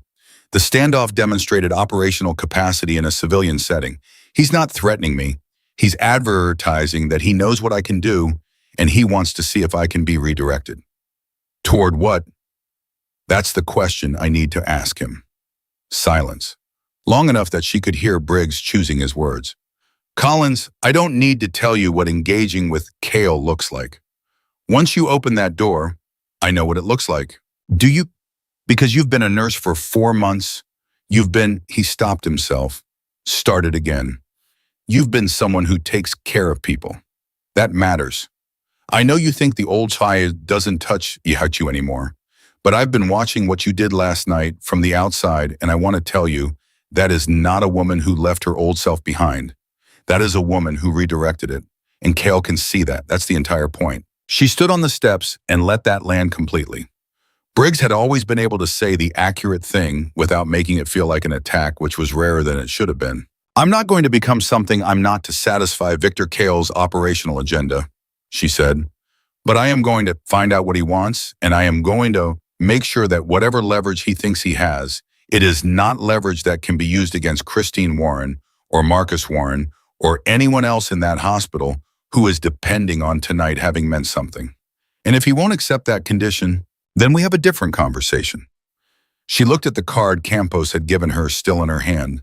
But this time I have a detective in my corner, a copy of a chart that will be very interesting to a county medical examiner, and a 5-year history that no one is going to be able to use against me without exposing what they were doing with a classified document they had no right to retain. Briggs was quiet for a moment. You built that leverage in 12 hours. I had good material to work with. Another pause, and she could feel him deciding something. I'm going to come to the city, he said. Tonight, don't respond to the text until I'm there. She started to argue and stopped herself. There were moments where accepting help was the tactically superior position, and this was one of them. All right, Collins. His voice shifted to the register it went to when he was about to say something he meant completely. What you did last night, walking up to that gun, protecting that family, all of it, that was not a mistake. That was you. You can't outsource that to your old life or your new life. That's just who you are. She looked out at the street. At the ordinary afternoon of a city that had no idea what was coiling beneath the surface of one of its hospitals, in one of its residents, in a document that shouldn't exist, and a man named Victor Kale, who had been waiting 3 years for a moment exactly like the one she had accidentally given him. "Get here fast," she said. "Already at the airport," he said. "Told you. Word moves fast." She ended the call. She stood on the precinct steps with Campos's card in one hand and her phone in the other, and the weight of the whole constructed night balanced across her shoulders, and she breathed through it the way she always breathed through the things that required her full self. And she made the decision she had been building toward since the moment the ER doors blew open. She was not going back into the dark. She was not going back into operations, into contractors, into the world where everything was leverage and everyone was an asset. She had left that world because she had seen what it cost in ways that weren't visible until years later. But she was not going to let it come for her life without answering it. Victor Kale had chosen the wrong morning to remind her what she was capable of, because she hadn't forgotten. She had just been using it differently. And the difference between her and every other operator he had ever tried to recruit was that she had spent 4 months learning something that no amount of training had taught her. She had learned that the most dangerous thing she could be was not a weapon. It was a witness, someone who saw everything clearly, documented it honestly, and refused to let the powerful version of events be the only one that survived. She walked down the steps toward her car. Behind her, the precinct went on doing what precincts did. Ahead of her, the city went on doing what cities did. And somewhere in a private intelligence firm with DoD contracts and a list of clients, it didn't advertise a man named Victor Kale, was sitting with his phone waiting for her to respond to 4 words. Briggs landed at 6:47 and called her from the arrivals terminal before he had cleared the gate. She told him where to meet her, and he didn't ask why she had chosen the hospital parking garage on level 3 instead of somewhere neutral, because Briggs understood that you met a threat closest to the thing you were protecting, and the thing Ava was protecting was still inside that building. He looked exactly the same. That was the first thing she thought when she saw him walking toward her in the concrete half-dark of the garage. 44 with the kind of lean, economical build that didn't change because it was maintained through habit rather than effort. And the same steady walk she had known for a decade, the walk of someone who was always slightly more aware of his surroundings than anyone standing near him. He stopped in front of her and looked at her face the way he always had, the full rad top to bottom, the assessment that took 2 seconds and missed nothing. "You slept," he said. 4 hours. "You look better than 4 hours should produce. Adrenaline has a long half-life." He almost smiled. He handed her a coffee he had picked up in the terminal, and she took it because it was Briggs and because caffeine was a reasonable response to everything the last 20 hours had contained. "Talk to me," he said. She talked. She gave him everything she had given Campos, plus the conversation with Campos afterward, plus the callback number that wasn't NCIS, plus what he had told her about Victor Kale in the document. She laid it out in sequence, clean and fast, the way she had been trained to brief, no editorializing, no emotional padding, just the facts in the order that illuminated the pattern. When she finished, he was quiet for a moment, turning his coffee cup in his hands with the particular focus of someone who thought better with a small physical task to anchor him. "Kale reached out to me 6 months ago," he said. She went very still. "You're telling me this now?" "I'm telling you this now because I needed to see the whole picture before I understood what part he was playing." He met her eyes directly, which was the Briggs version of an apology. He reached out under the pretext of a contractor opportunity. Standard language, nothing that tripped any wires immediately. I told him I wasn't interested and I didn't hear back. I didn't connect it to you because at that point, there was no reason to connect anything to you. You were a nurse in a mid-sized city and you were quiet, and that was what we both wanted. What was the opportunity he described? Asset recovery, Briggs said. Specifically recovering something that had been removed from a sensitive program by someone with inside access. He framed it as a leak investigation. Did he specify the program? No, but the description was specific enough that I knew the category. It was signals intelligence. Deep cover source network, the kind that takes 8 years to build and 1 leak to destroy. He paused. Collins. The program he was describing, I'm not certain, but based on the operational parameters he outlined, I think it was one of yours. The parking garage was very quiet around them. Somewhere below them, a car engine started, and the sound traveled up through the concrete and dissipated. She stood with that information and let it fully arrive. A source network she had spent years building. 8 years in the field, 8 years of patient, careful, dangerous work, constructing something that would survive her departure and continue producing intelligence long after she was gone. If that network had been compromised, if there was a leak inside it, the damage was not measured in documents or data. It was measured in people, in names, in individuals in very dangerous places who had trusted the institutions she represented. Why would Cale be running a leak investigation on a Navy intelligence asset network? She asked. He wouldn't, Briggs said, not officially, which means either someone contracted him outside official channels or he's the leak himself and the investigation is cover. The second option hit her with a force that was physical. She took one breath and processed it completely before she said anything. If Cale is the leak, then surfacing your file isn't about recruiting you, Briggs said. It's about controlling you, making sure that the person who knows that network best, the person who built it, doesn't start asking questions that lead back to him. He's not holding that document as leverage to bring me in, she said slowly, working it aloud. He's holding it to keep me out, to remind me that he can make my life very complicated if I start looking in his direction. That's my current read. Then the text this morning wasn't an invitation, it was a warning. Yes, Briggs looked at her carefully, which changes the calculus considerably. She turned away from him and took 3 steps and stood with her hand against the concrete pillar and thought through what she knew and what it meant. The network she had built was still active. There were people inside it, foreign nationals, in positions of extraordinary risk, who were operating right now tonight based on the assumption that the infrastructure protecting them was intact.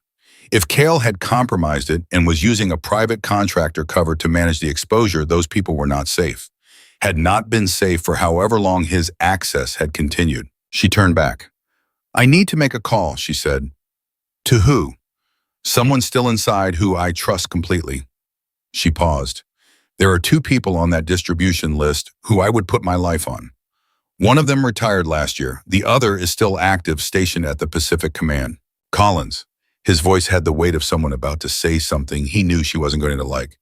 If you make that call, if you start pulling on this thread from the outside, you are no longer the quiet nurse in the mid-sized city.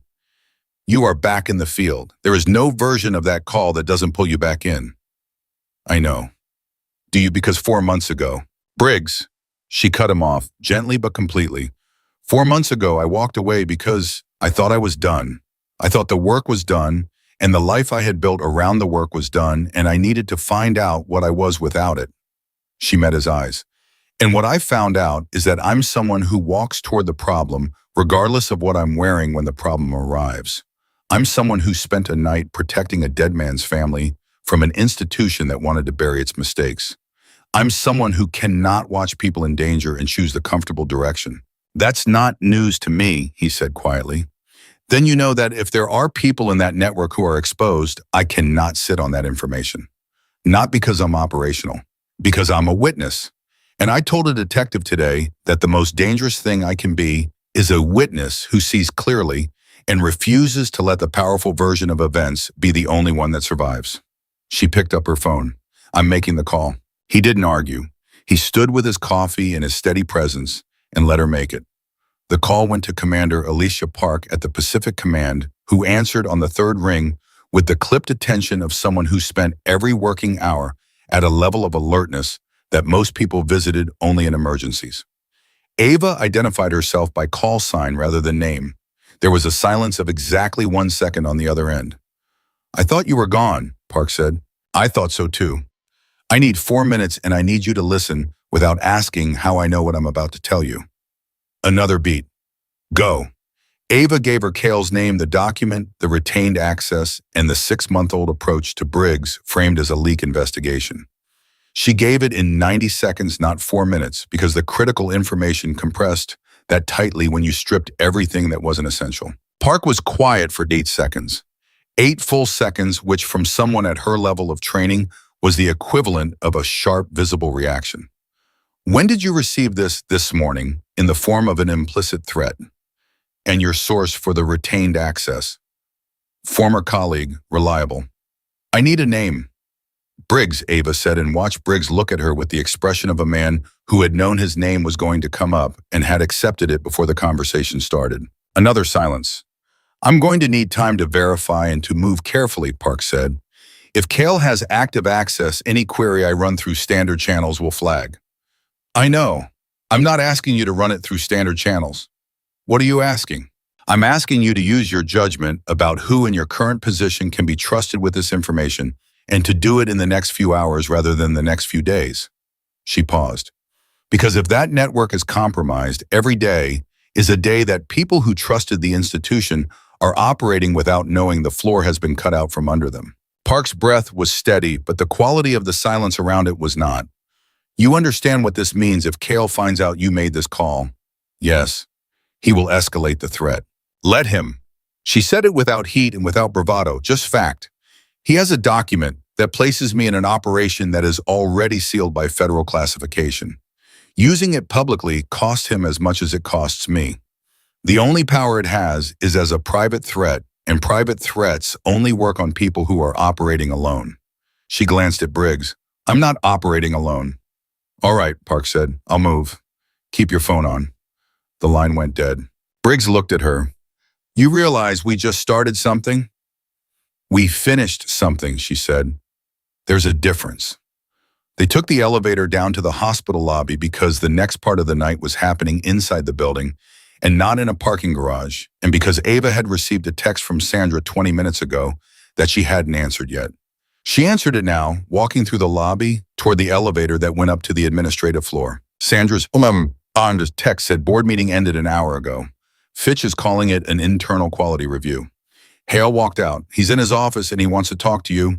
She typed back, on my way up. 2 minutes. Dr. Marcus Hale's office was not the kind of office that accumulated the decorative signals of institutional achievement. No plaques on the walls, no framed citations, no photographs with politicians or hospital donors.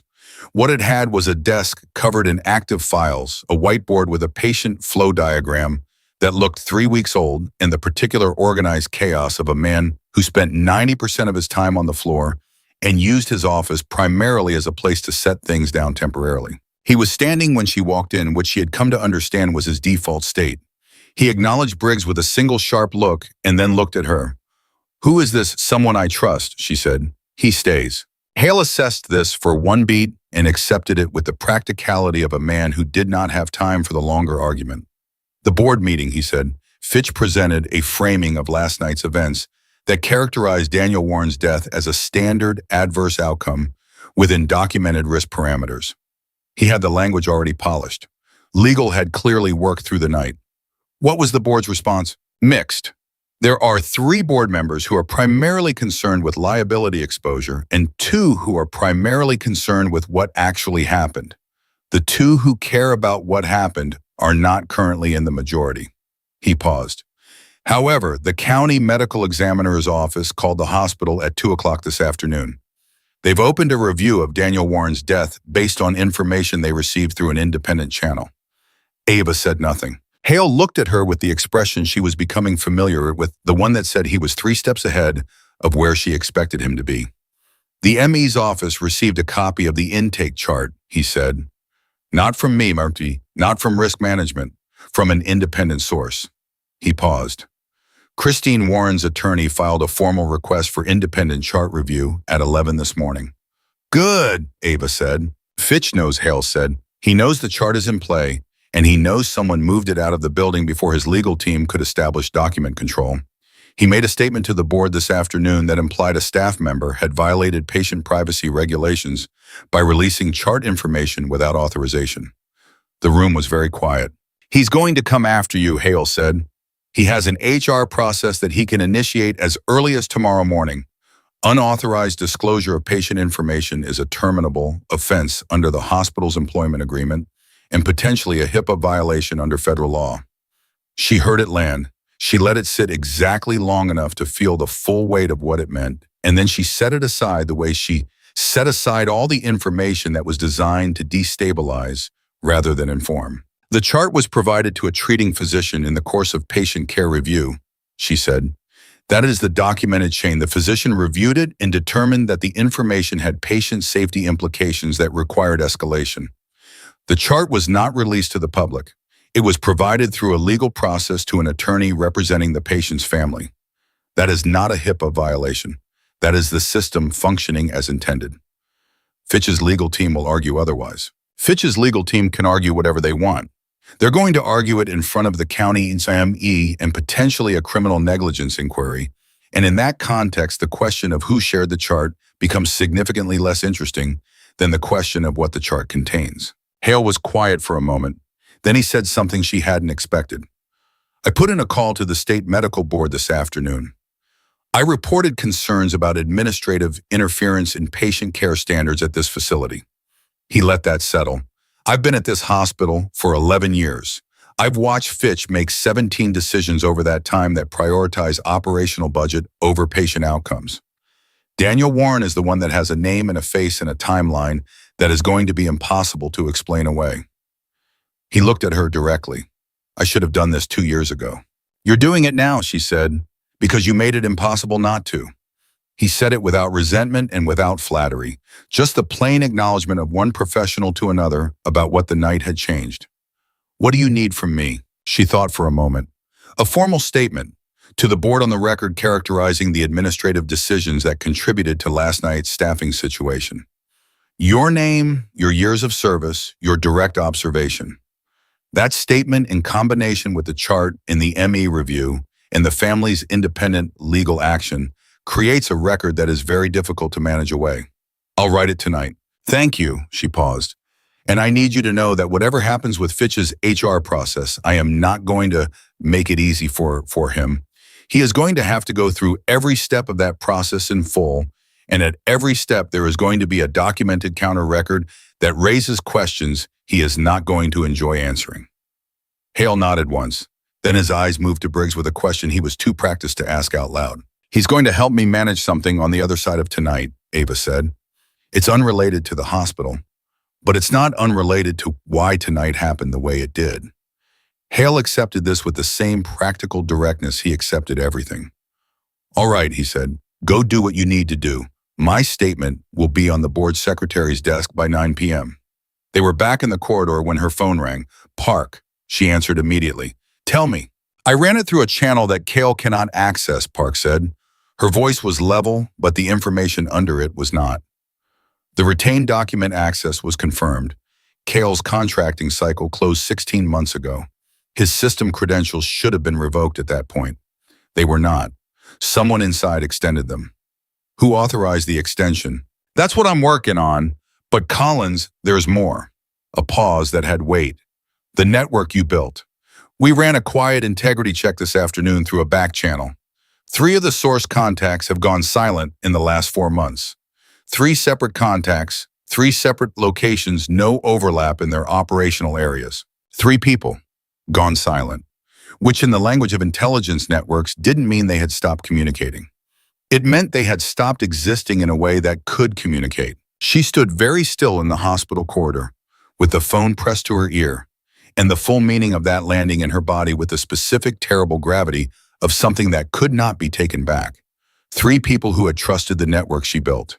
3 people in dangerous places who had believed that the infrastructure around them was solid. 4 months of quiet life. 4 months of charts and patience and night shifts and granola bars and coffee with Sandra. And the whole time quietly in the background, the thing she had built was being dismantled. I need Cale's current location, she said. Collins. I'm not going to do anything to him, she said. I'm going to give his location to a federal contact and let the authorized channels do what authorized channels do when someone has been using a private contractor operation to compromise a classified asset network. She paused. I'm a witness, Park, not an operator. I need the location so the right people can get there first. A beat. He's been in the city for 48 hours, Park said. I found a hotel registration under a shell identity his firm uses. I'm sending it to this number. The text came through 30 seconds later. She forwarded it to Campos's direct line with a message that took her 40 seconds to compose and that contained exactly the information Campos needed to make the right call, including Briggs's name as a corroborating source and Park's contact information for federal coordination. Campos responded in 4 minutes. 3 words, I've got it. She put the phone in her pocket. Briggs was watching her with the patient attention he had worn throughout the last 2 hours. It's moving, she said. I know. The 3 contacts, she said. Her voice was steady. Her hands were steady. That's on me. It's on Kale. I built that network. Those were my people. I have to live with that. Yes, he said. You do, and the way you live with it is by making sure it doesn't happen to a 4th one, which you just did. He held her gaze. You didn't walk back into the darkness, Collins. You picked up a phone and used every legitimate mechanism available to you to protect people who couldn't protect themselves. That's not the old life. That's you. She didn't answer that right away. She stood in the corridor of the hospital where she had spent 4 months learning a different way to be useful, and she let the truth of the night settle around her in its full shape, the good of it and the grief of it, and the weight of the choices that couldn't be unmade. Her phone buzzed again. Sandra. She almost let it go to the next moment, and then she read it. Ava, you need to come to the ER now. It's about Marcus Warren. She moved. Sandra met her at the nurse's station with the expression of someone who was managing multiple things simultaneously and was choosing which to surface first. His psychiatric evaluation results came through this afternoon, Sandra said. The state has the option to hold him for 72 hours. His attorney pushed back. There's a hearing at the detention facility at 8 tonight. And Detective Campos called to say she's submitting a statement characterizing his behavior during the incident as non-predatory and grief-driven. The DA's office is considering diversion rather than criminal prosecution. Sandra paused. But the hearing needs a medical witness, someone from the incident who can speak to his state of mind as it presented clinically. You want me to go? I want you to do whatever you decide to do, Sandra said. But yes, I think you should go. Briggs was behind her. She turned. He was already checking his watch. I'll drive, he said.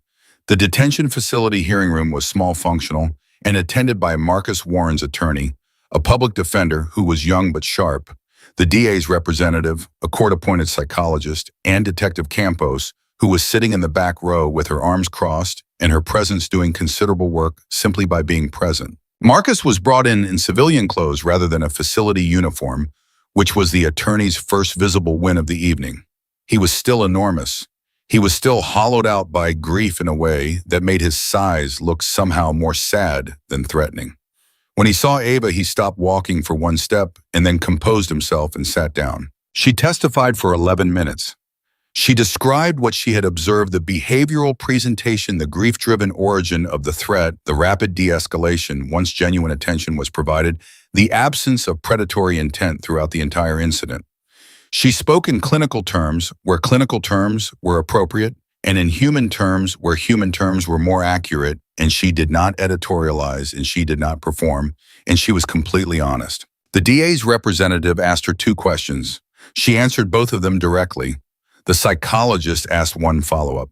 She answered that too. The hearing officer, a compact, deliberate woman who had been listening with the kind of focused attention that suggested she had made up her mind before anyone spoke, and was now either confirming or revising, looked at her steadily when she finished. You were the individual who approached the subject during the incident. Yes. Voluntarily, without being asked. Yes. And based on your training and your direct observation, you are characterizing this individual as someone who posed an acute grief crisis rather than an ongoing public safety risk. That is my professional assessment and my personal observation, yes. The hearing officer made a note. She looked at Marcus. She looked at the paperwork in front of her. She said 3 sentences that resulted in a conditional release pending mental health follow-up and a formal diversion meeting with the DA's office within 30 days. Marcus Warren was not going back to a cell tonight. His attorney shook his hand. Campos looked at her notes with the expression of a woman who had planned for this outcome, and Marcus himself sat for a long moment without moving. And then he looked across the room at Ava with the full exhausted weight of everything the last 20 hours had cost him. You came, he said. You asked me not to run, she said. I figured the same applied to showing up. He looked at her with something that had no clean name. Not gratitude, exactly, not relief, exactly, but the complicated intersection of both with the knowledge that his brother was still gone and that this outcome didn't change that, and that the person in front of him had chosen repeatedly without obligation to show up for someone she had met over the barrel of a gun. Daniel would have liked you, he said. He liked people who did things. Tell me about him sometime, she said. When you're ready. He nodded, once slow, and then his attorney touched his arm and they moved toward the door and the long process of a life that would have to be rebuilt around an absence that wasn't going away. Campos was waiting in the hallway outside. She looked at Ava, then at Briggs, then back at Ava. Cale is in federal custody as of 40 minutes ago, she said. My federal liaison moved fast once the dossier landed. What's the charge? To start unauthorized retention of classified government documents. The rest is going to take time. She paused. The document he was holding is going to be the least interesting thing about Victor Cale by the time the full picture comes out. The network inquiry, Ava said. Among other things. Campos left the details there and didn't embellish which was the right call. Your file is going to get some attention from official channels over the next few weeks. People who are authorized to look at it are going to look at it. I know. Are you prepared for that? Ava thought about the question honestly. Prepared was a complicated word. She was not prepared in the sense of having a clean answer for everything that was going to be soon. She was not prepared in the sense of having decided what the next version of her life looked like. But she was prepared in the sense that mattered most. She knew who she was, she knew what she had done and why, and she was not going to apologize for any of it. Yes, she said. Campos nodded. Go home, Collins. Sleep more than 4 hours this time. She turned to leave and then stopped. One more thing. Fitch submitted the HR complaint against you this afternoon. It was received by the hospital's employment board. She paused. Dr. Hale submitted his statement to the board at 8:45. In it, he formally requested an independent review of all administrative staffing decisions made by Gerald Fitch in the preceding 18 months. Another pause. The employment board has temporarily suspended Fitch's administrative authority pending the outcome of the medical examiner's review. The hallway held that information for a moment. The complaint against me, Ava asked, is now sitting in the inbox of a board that has significantly more pressing things to focus on, Campos said, and walked away. Briggs was quiet all the way back to the car. He drove because she was too tired to argue about it, and the city moved past the windows, in the particular way it moved at night, all light and motion, in the suggestion of millions of lives running parallel to each other without touching. She called Sandra from the passenger seat. I'll be back for my shift tomorrow, she said. I know you will, Sandra said. I put you on the day shift, figured you'd earn daylight. A pause. Priya wants to buy you coffee. Fowler has already told the paramedic team everything. Renner left a note on the desk saying he's submitted a formal patient safety report to the state health department, and if he gets fired for it, he would like a reference. Tell him he won't get fired. He won't, Sandra agreed. Get some sleep. She ended the call. Briggs drove. The city passed. She thought about Daniel Warren, who had sat in intake room 4 for 51 minutes, with his life running out and no one coming. She thought about Marcus Warren, who had loved his brother all the way to the edge of something catastrophic and had been pulled back by a stranger in scrubs who had not run. She thought about 3 people in dangerous places whose silence she was going to carry, and she thought about the network she had built and what it would take to make it safe again. She thought about a rookie nurse who had walked toward a loaded weapon at 2 a.m. and held a line that no one else would hold, not because she was looking for a way back into her old life, but because the line was there and someone had to hold it, and she was the only person in the room who knew how. Briggs pulled to a stop in front of her building. She didn't move immediately. You're going back to the network inquiry, she said. You're going to help Park clean this up. Someone has to, he said, and you're a nurse. She looked at him. The simplicity of it, the weight of it, all that it contained and all that it asked of her and all that it let her keep. Yes, she said, I am. She got out of the car. She went upstairs. She set her phone on the nightstand and she looked at the ceiling in the specific way she looked at things when she was allowing herself to feel the full measure of what a day had cost and what it had built, and then she closed her eyes. Ava Collins had not left who she was behind. She had simply learned to carry it differently, not as a weapon, not as a secret, but as the truest thing about her available to every person in every room who needed someone to hold the line when everyone else had already decided to run. And that, in the end, was the most dangerous and most necessary thing she had ever been.